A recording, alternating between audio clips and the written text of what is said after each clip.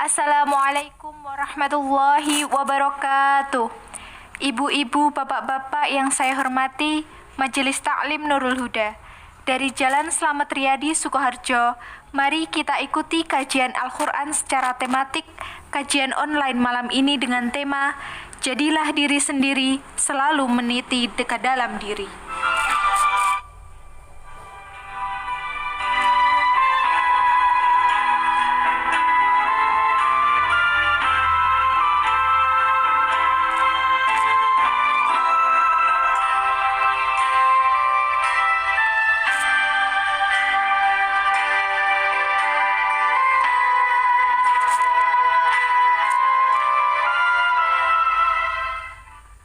Assalamualaikum warahmatullahi wabarakatuh. Alhamdulillah hadana lihada wa ma kunna linahtadi laula an hadanallah. Rabbi shrah li sadri wa yassir li amri wahlul 'uqdatam min lisani yafqahu qawli. Ikhwanidin, kajian Majelis Taklim Nurul Huda yang insyaallah dirahmati oleh Allah Subhanahu wa taala. Kita jumpa lagi dalam kajian online malam ini. Walaupun suasana masih namun kita hendaklah senantiasa bersyukur bahwa Allah memberikan kenyamanan kehidupan ini, masih bisa menghirup udara segar, minum air yang jernih, diberi kesehatan, diberi kesempatan, diberi kenyamanan, keselamatan, kedamaian. Dan semua itu karena kasih sayang Allah kepada kita selaku hambanya. Itu yang berbahagia, dalam kita mengenal diri juga selalu meniti ke dalam diri. Kita harus ingat selalu bahwa sebenarnya Allah telah menginformasikan kepada kita bahwa Allah itu dekat dan bersama kita dimanapun kita ini berada. Bahkan dalam kondisi apapun, Allah selalu hadir di dekat kita. Hanya kita saja yang kadang tidak bisa merasakan kehadirannya. Padahal sederhana saja, kita hanya perlu memberikan perhatian dan mengarahkan kesadaran kita kepadanya, maka Ia akan segera hadir dalam pikiran kita. Karena sesungguhnya Dia sejak semula telah hadir di dekat kita, bahkan mengendalikan seluruh aktivitas kehidupan kita. Nah, itu yang berbahagia. Dan Allah itu tidak pernah meninggalkan kita walaupun hanya sebentar saja. Karena memang Allah itu aqrabu min hablil warid, lebih dekat daripada urat leher kita. Tapi kadang karena manusia itu terlalu sibuk urusan dunia, tidak sempat qiraah, tidak sempat tilawah, tidak sempat tadabbur, karena sibuk tentang politik, mungkin sibuk pekerjaan, mungkin sibuk jabatan, mungkin sibuk niaga, dan lain-lain, sehingga sebetulnya yang punya fitrah sesuai dengan fungsinya untuk mengabdi itu kadang terlepas ataupun istilahnya tidak memperhatikan apa yang Allah berikan kepada kita. Nah, kita akan lihat dulu beberapa ayat yang berhubungan dengan diri kita. Sering saya sampaikan bahwa kita harus dalam belajar ini mempelajari ayat-ayat mikrokosmos diri kita dan juga makrokosmos semesta raya. Maka dua perbandingan ini termaktub di dalam Al-Quran semuanya, ayat-ayatnya. Kemudian kita akan mencocokkan ataupun saling melengkapi ayat kauliyah dan ayat kauniyah. Sebab apa? Kalau semesta ini kan punya reaksi. Bila kita itu bersikap keras, dalam arti merusak di semesta ini, kan semesta akan bersikap dalam arti bersikap lunak.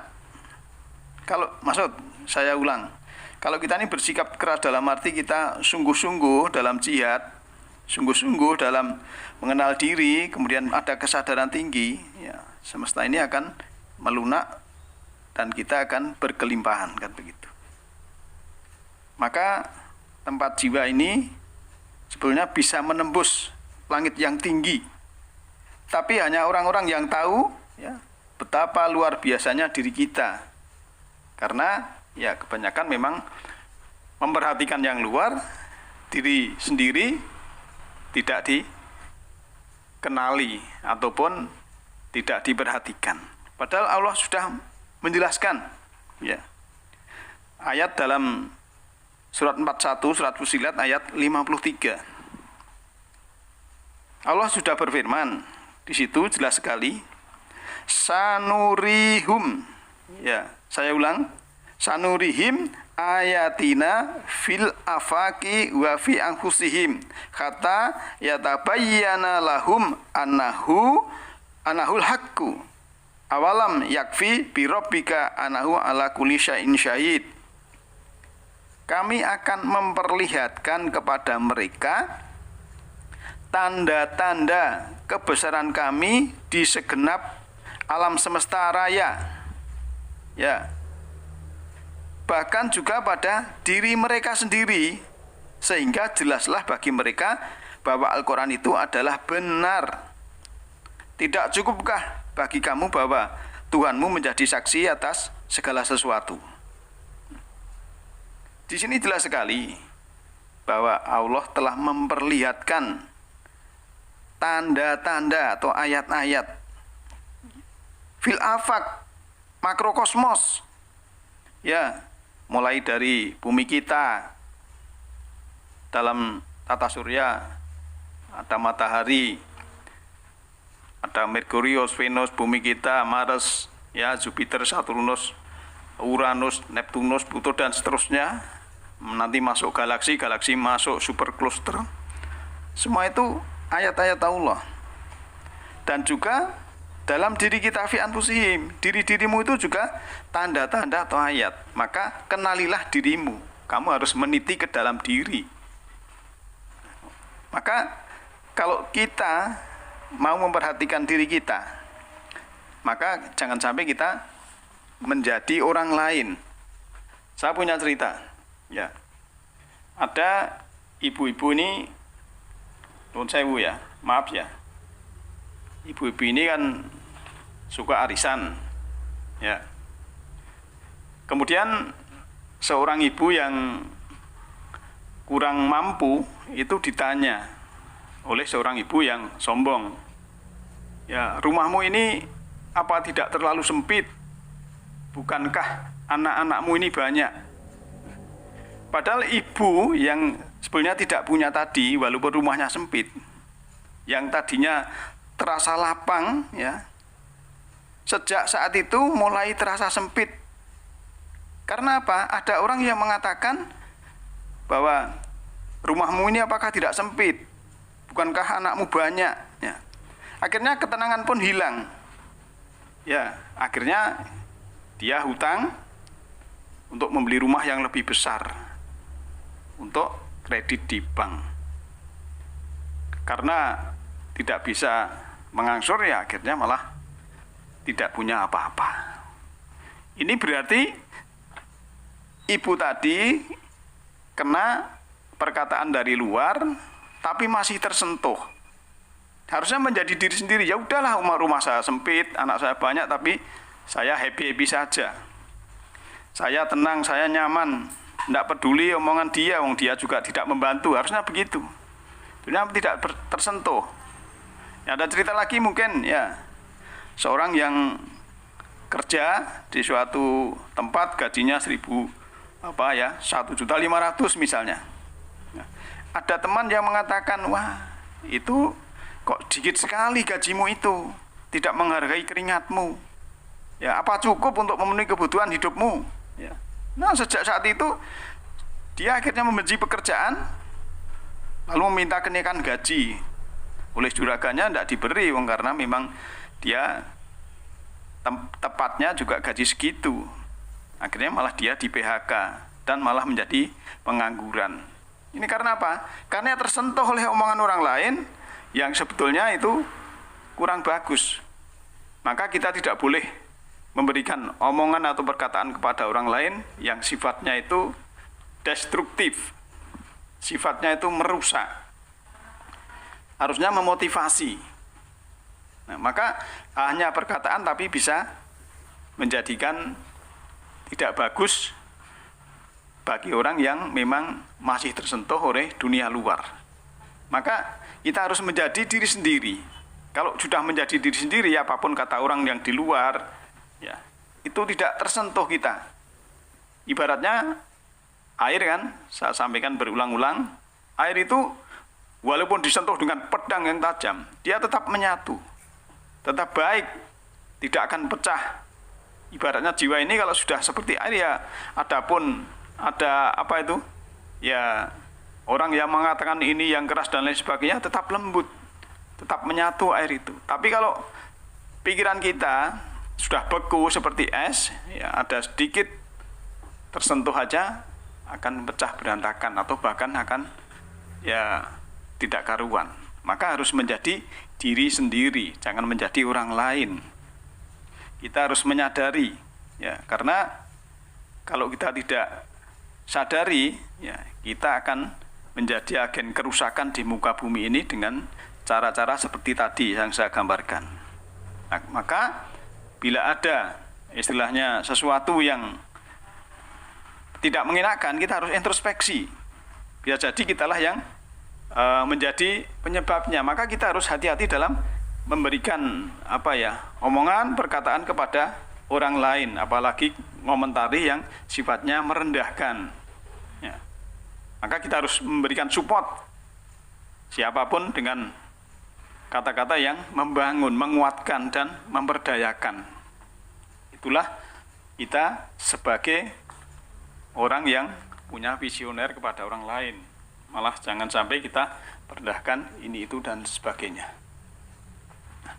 Hadirin yang berbahagia, sebab kalau kita sudah mengenal diri sendiri, ya kita punya tolok ukur dalam keberhasilan hidup kita ini, ya, itu akan menjadikan kita kepada orang lain itu bisa menguatkan, bahkan kita ini bisa dicari, bahkan kita ini juga bisa membaikkan. Karena dari jiwanya, dalam dirinya itu ada kekuatan yang dahsyat. Maka jiwa ini sebenarnya bisa menembus langit, bisa mendapatkan cahaya yang sangat luar biasa. Karena kita mikrokosmos ini oleh Allah cukup memperhatikan dirimu itu ayat. Maka korelasi tadi sebenarnya ayat itu juga ke surah 51 ayat 20 dan 21. Yang tadi kan surah 41 ayat 53. Kalau kita ya mampu menguatkan jiwa kita, kemudian kita ini juga mampu menguatkan orang lain, dan kita juga akhirnya akan dicari oleh orang supaya apa? Supaya kita bisa membaikkan. Nah, kalau jiwa kita sudah baik, kita bisa membaikkan karena ada radiasi yang berhubungan dengan sekitar kita.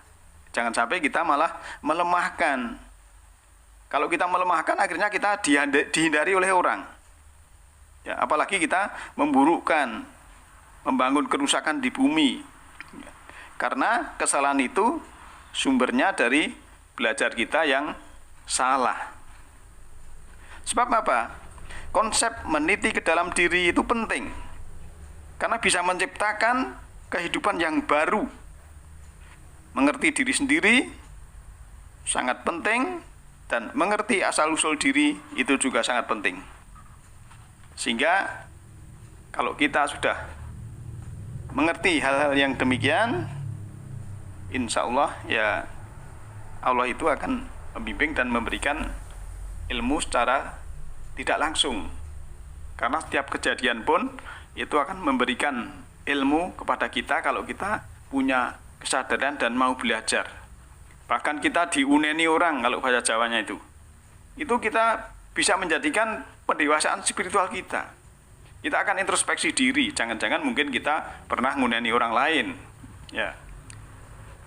Nah, oleh karena itu, Karena Allah sudah menguatkan supaya kita meniti ke dalam diri, kita memperhatikan fi anfusihim, pada diri-diri kita ini, ya, kata yatabayyana lahum anahul haq, bahwa sungguhnya berita-berita dalam Al-Quran itu semua adalah hak, logis, benar, baik ayat-ayat kauliyah maupun ayat-ayat kauniyah, baik yang mikrokosmos maupun yang makrokosmos. Maka kalau kita naik sedikit ke ayat 52 dalam surat 41 ini, Allah kan mengatakan, Qul aro'aitum in kana min indillahi summa kafartum bihi man adolu miman huwa fi shiqaqim ba'id. Katakanlah, ya, kalau dulu yang disuruh mengatakan Muhammad, kalau sekarang ya katakanlah, ya Bapak, Ibu, ya kita suruh mengatakan, bagaimana pendapatmu jika Al-Quran itu datang dari sisi Allah, kemudian kamu mengingkarinya? Siapakah yang lebih sesat daripada orang yang selalu berada dalam penyimpangan yang jauh? Jadi Al-Quran sudah memberikan statement bahwa beritanya itu hak, logis, benar, dan bisa menjadi pelajaran, bisa menjadi pengertian, kepahaman, dan bisa menjadi petunjuk untuk meniti dalam diri, dan kita akan mengetahui kapan untuk berjalan selanjutnya, dalam arti mengerti jalan pulang sehingga kita tidak tersesat jalan.